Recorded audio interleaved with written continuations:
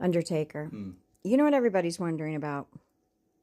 Your business during COVID. All right, well, I mean, I can do a couple of videos on this, but I'm going to talk about what I feel that maybe the vaccinations did to the bodies, the noticeable changes that I've seen that are you know don't follow human anatomy or Do you see, you can tell if somebody's had the vaccine and who hasn't? yeah, pretty much. Oh, okay. Yeah. They're back to in the history of our bodies, dating back when we were created. We have two forms of blood clots. We have red blood cell clots, and then we have white blood cell clots.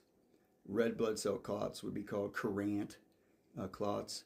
They're almost like a jelly, very dark purple, even can be considered black at times, blue, real dark. They're pretty good size. They'll take on somewhat of the form of the artery, or I'm sorry, the vein that they're in. Then the other type would be what's called chicken fat clots. They are the separation of the red blood cells and the white blood cells. So the heme or the iron gets separated from the plasma. So you're having plasma clots basically. They're a little larger, and they do take on the form of the vein itself. They're pretty big, and that's it too. But after COVID, the first round of the vaccinations, about 6 to 9 months after the first round, is when we experienced our first big major hit in our rise in the death toll. A new form of clots I was finding in bodies. They don't have a name because nobody really wants to talk about this, but they're a fiber clot. They're completely different than the red or the white. They're almost like a sponge, very long, and very pronounced shapes to almost a swollen artery or a swollen vein. I'm sorry. I've pulled these fibrous clots out of people that have been 12 inches long or more. Just huge. It would kill you in a second or create so much pain that you would wish you were gone. But that's a new thing. Only 9 months after the first round of vaccinations. The second thing that I've seen is in our death certificates. In the history of my family doing this business, our death certificates would read, if deemed what was happening with a person, a congestive heart failure, which is a long process to pass away from. When you get diagnosed with congestive heart failure, it doesn't mean you're going to die tomorrow.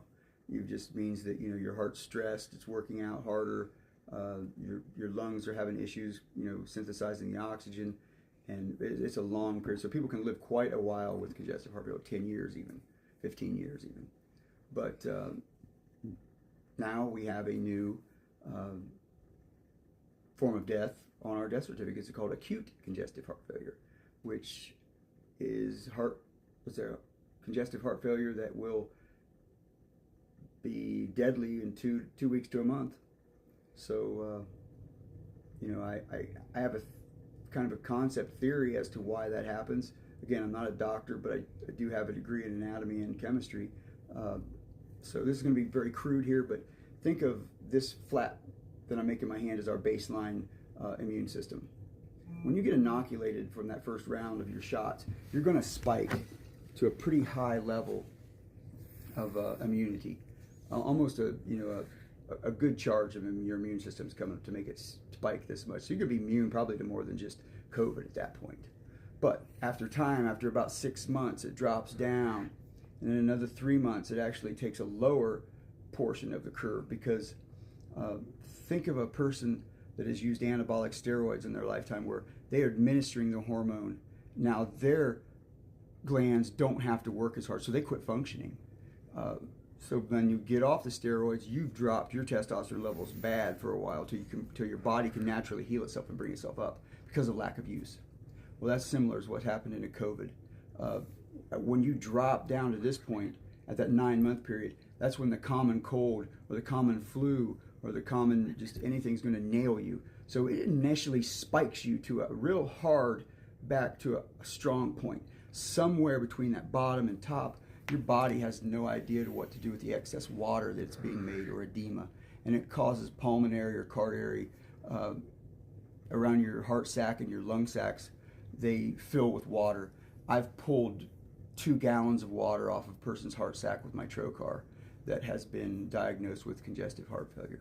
Explain what a trocar is. A trocar is it's a simple term. It's just almost like a spear that's hollow, that I have a pump that I can pull bodily fluids out with. And Like for liposuction. well, you could use it for that, but I use it for cavity. I pull the water out of the heart sac, the lung sac, go below the diaphragm. I clean out the area of the. I've been trying to get him abdominal to give me walls. liposuction for the last year. She's got issues. Messing with that, that's craziness. But no, on all serious note, that's the 2 changes that I've noticed with COVID that really killed a lot of people, in this country. All right. Thank you, sir.